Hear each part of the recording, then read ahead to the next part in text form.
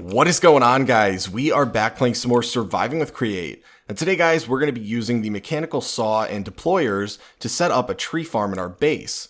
Now, if you saw 2 episodes ago, we set up the mechanical harvester farm that's going outside right now. And this actually is going to be relatively similar to that. The reason being, the mechanical harvester and the mechanical saw are going to function in relatively similar ways.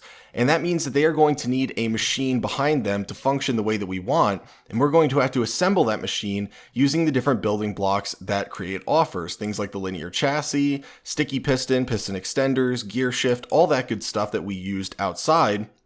We're going to be using that stuff again in a slightly different way, but to get this to function properly. Now, there are a couple other things that are going to go along with this, mainly because the idea was to try and make this as compact as possible. I'd like to think it's one of the more compact ones you can do, and it's relatively simple, but there is a lot of stuff that goes into it, so let's jump into the crafting. Now, a lot of this stuff I already crafted because A, there's a lot of different individual pieces that we need, and because it's also the same stuff, like I said, that we used in episode 5. So we have some linear chassis, we're going to need 2, a gear shift, a sticky mechanical piston, piston extension tube. We got some redstone repeaters, torch, 2 redstone links again, some gearboxes, and magma blocks for our encased fans. Got the levers for those. And now is when we get to some of the new stuff that we're going to be working with. So we are going to need a couple chests for this, one for the saplings and one for bone meal. So we also have the bones and saplings that we're going to be using. We also have some of the slime balls we're going to need for making the linear chassis sticky, just like we had to do in episode 5, so that it actually pulls with it all the blocks that we want to keep attached. Now, we have an adjustable crate, and that's something that's new that we didn't actually talk about in episode 5, but since then I've learned is actually extremely useful.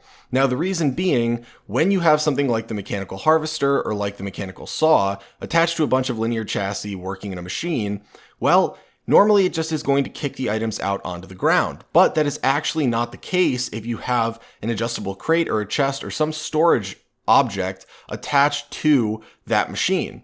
So if we actually look outside right now, I'm using a chest out there, but it was brought to my attention that if I attached a chest to it, then instead of needing to actually have all the items picked up at the end here, it would just get dumped in this chest, as you can see right here. So that actually makes the setup a lot easier, it simplifies it, and it can be way more compact than before. So we're going to be going with that today because it's also a lot more annoying to deal with the tree farm than it would be with the wheat farm outside, and we'll go over that once we start setting it up. So I would suggest using an adjustable crate if you want to stick with the Create mod theme. Then we are going to have all the different building blocks for some of the new stuff that we're setting up. And I actually should drop some of this stuff back in here while we're finishing up crafting. But really the only things that we're crafting today will be the mechanical saw itself, which we are going to make 1 of. So there we go. And then we are going to make the deployer. Now we're going to actually use 2 deployers, and these are going to allow us to both plant the trees and add bone meal to the saplings if you so choose. And we're going to go over why you should later. But to make this, we're going to need 2 hands, which is kind of weird. And then we are going to need to make the full deployer. So now we can grab out the remainder of the stuff from this chest, and we actually should be pretty good to go and start setting this up. Now, I did make a new area to set this up in just because I didn't want to set too many things up outside. I actually still want to sort of encompass this into the base a little bit because it looks slightly weird to me that it's just sitting out here. But if we come inside and we go down here, we then come out into an area that I thought looked kind of cool. I made it so it doesn't have a ceiling and cleared out the trees in here. So I think this looks pretty cool, but it just gives us a nice open area to sort of work in when setting this up. So we're going to be setting it up over here in this corner. And that's because later on, we're going to actually be using the wood that we get from this for various things. And we actually have a couple other setups that are going to go along with this. But we're going to go over those in a little bit. First things first, we need to pick where we want our tree to be planted. And I'm thinking we're probably going to want to plant it right here. So we're going to want to put down some dirt there.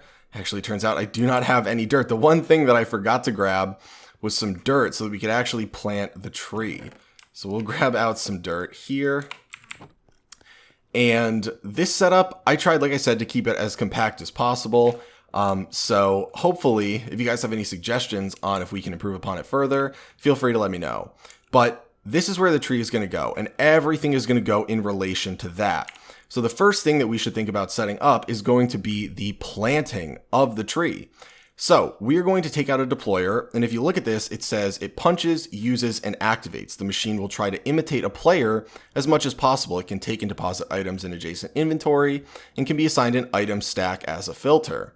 So it says that when it is rotated, and yes, these do require rotational power, it extends its arm and activates on the block space 2 meters ahead of itself, so 2 blocks. So we want 1 block in between it, and we'll put it down right here. So now if we were to put a sapling on the filter right there, and then we were to put down a chest behind it, because we want to be able to supply it with saplings, so we can put the chest down right here. We'll drop all these saplings in.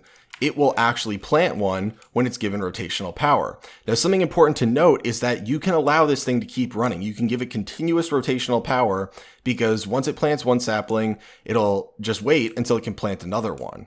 So the next thing we're going to be setting up is another deployer, and this one is going to be for using bone meal. So it's going to go right here. And again, you want to make sure that you have 1 block in between it and the block it's going to be using it on. And this will only use bone meal if it can, again. And so once the tree is fully grown until it's cut down, this deployer will not use bone meal because it doesn't have anything to use it on. So we're going to turn these bones into bone meal. We got the chest, we're going to throw it down behind it again. And we should put this on the filter just in case there is something else that gets in one of these chests, so it doesn't get messed up. But now these are both good. Once we give them rotational power, they're all set. And so to do this, we're actually going to be using some shafts and a gearbox with encased fans. I think we're going to have to turn one of these right here. Okay. And like that. So now we can just supply our rotational power to one of these. I'm thinking we're going to do it right here. And like always, we're going to do the encased fan setup that I like to do because it's very simple and it gives you enough power to actually power both of these at a relatively high rate of speed. The reason the speed's important is because that's the rate at which you're going to be bone mealing stuff. So if you actually have bone meal to use, you might not, but that's going to make it so it goes a lot faster and you'll grow more trees. Now, something important to note is that I would set up, even if you do not think you will have it, I would set up the deployer for the bone meal. The reason being, in an episode or two, we are going to go over how to get infinite bone meal in Create because that is possible. And so that is probably going to go maybe over there, but it is possible to do. And so we're going to set that up so that we have infinite bone meal for this setup. So I would say that if you're on the fence like I was initially, because if there wasn't a way to get infinite bone meal, then I really wouldn't set this up because I don't have a mob farm. I'm not going to have an excess of bone meal. And after running this for about 20 minutes, I'm going to run out. But I would say that I would set it up now. It's not going to hurt you, even if you run out of bone meal. Nothing in the setup is going to get messed up. But yeah, just in case. So the next thing we're going to do is set up the encased fan. We got our magma block. We have our encased fan. So we'll put that down. Encased fan, we're going to have to throw a lever down there once we have the gearbox put down on top of this. And should have 2 levers with us for both of those. So we can put the lever down right back here. So I'll spruce the way this looks up later. But you can see now what happens is they extend out and the tree gets planted. It grabs another sapling, but it does not actually use it. Now I'm going to get this bone meal and hope that the tree doesn't grow because we want this to actually stop running for now. I do not want the tree to grow yet, but you can see that this one is holding a sapling, waiting for this block to have nothing in it. If we were to break that, it plants another one really quickly. So now we have it taken care of that we have the sapling planted. We're going to grow it. And something that's important to note, and I used to worry about this when I was setting up tree farms, is that saplings do not actually need space around them to grow. They need space 2 blocks above them to grow. So I could dig a hole down 2 blocks into the ground, plant a sapling, bone meal it, and it would grow. And obviously that's because the leaves don't start growing, or they don't necessarily have to start growing until 2 blocks above where the sapling is. So we can take up all this space around here that we want without impairing its ability to grow. So the next thing we're going to do is set up the redstone behind this because we want to make sure the minute a sapling grows into a tree, we are harvesting it so another one can start growing. So to do this, I think this is pretty clever. I use this all the time and we get really, really lucky with this, but we are going to be doing the redstone repeater into the sapling, and then we're putting down a redstone link over here. And for this one, we can, if we want to be funny, we'll grab out a sapling and we'll use that to set the frequency. So, like we talked about before, we have the redstone link. This one is the transmitter. So all we do is click down whatever we want for the filter. The later one, we are going to have to shift click it to make it a receiver. But the point behind this is saplings do not transmit a redstone signal. So we're pushing a redstone signal in here and it is not being transmitted over. If this grows into a tree, it is a solid block. The wood then sends the redstone signal through and the redstone link will light up. It'll get the redstone signal and it'll tell our system to go. Now, I think this is clever because right here, this deployer can function over this redstone link. It does not get impaired by this, so we're able to keep it really compact while having both deployers functioning. So it looks a little bit wonky, but do not worry. This is not going to mess up the setup at all, even though there is some clipping going on here where it's going through it. But now it's time for us to actually set up the most complicated portion, I would say, which is going to be actually cutting down the tree. So that involves the mechanical saw, some linear chassis, and our sticky pistons, and our piston extension poles to start. So we want to keep the mechanical saw 1 block away. So it's going to go right here. And it's looking like we might actually need to create an opening in the wall. This room might not be just deep enough. Okay. Well, interesting. Either way, we're going to put down then the linear chassis right behind this. And I guess we actually should put this down second because we need to make both of these sticky. Then we put down the mechanical saw, and then we are going to put down our adjustable crate right here. So we want these to basically only get pushed over 1. So we are going to put down the sticky piston right here. And I want to see if we can orient this properly. Can we rotate it with this to get it facing the proper direction? Maybe not. Okay, well, we're gonna have to go back here anyway. So let's just put it down like that. Okay, so this is where we need the sticky piston to go. And if we keep that open back there, that's fine because we need to put down the piston extension pole anyway. So now it will extend out 1, which brings the mechanical saw in close enough to actually cut down a tree once it grows. So we can cover this back up over here so that it doesn't look as bad.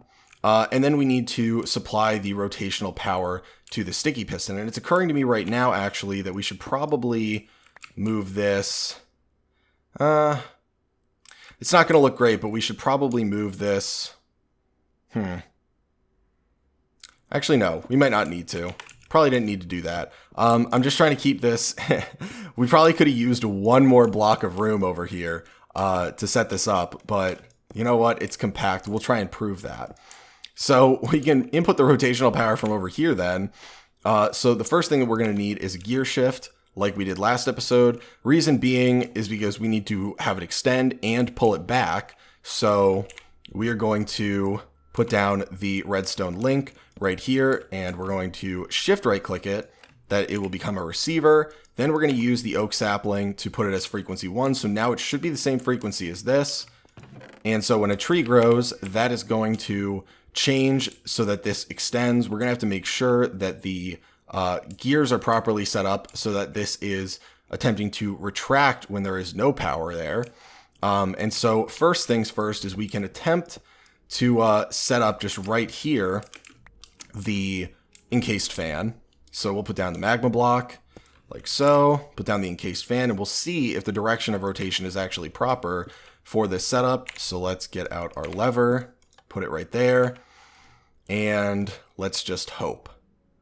Now, is that putting rotation there? It looks like it is. So it appears that this is not extending. Now, an easy way to test this would be to take a lever and slap it down right there. I wish I had an extra one on me, but we can actually just test it out theoretically by having this system run. Now, the important thing to note, and the reason I want to point this out, is the mechanical saw actually can function just being right up against a block and running it. The reason that we don't do that is because to get it so that this tree is automatically harvested, like I mentioned at the beginning of the episode, into this adjustable crate, we need to have this setup here extending, cutting it down, and coming back.